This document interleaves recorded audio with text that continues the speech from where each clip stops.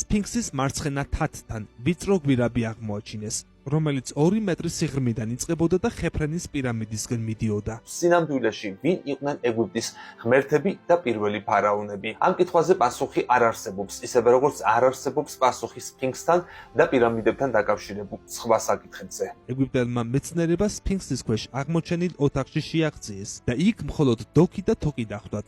სამაგიერო დიეტაკში გასასვლელი ნახეს, რომლიდანაც შემდეგ უკვე მრგვალ ოთახში მოხვდნენ, საიდანაც გიზის 3 პირამიდისკენ მიმავალი 3 გვირაბი იწყებოდა.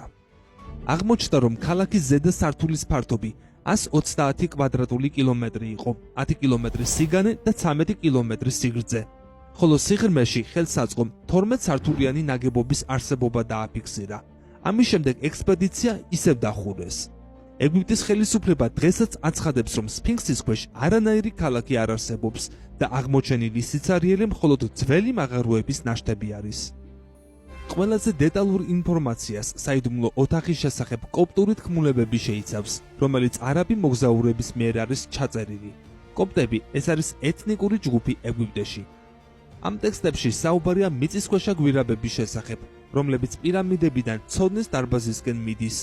იგივე ინფორმაციას შეიცავს შუმერული ფირფიტები, რომლის მიხედვით ვარსკვლავებიდან მოსული ანუნაკების თავშესაფარი მიწისქვეშა ქალაქი იყო, ხოლო ქალაქში შესასვლელი გვირაბი დრაკონის კბილებიანი და ლომის სახიან ჰუვანასთან იწყებოდა.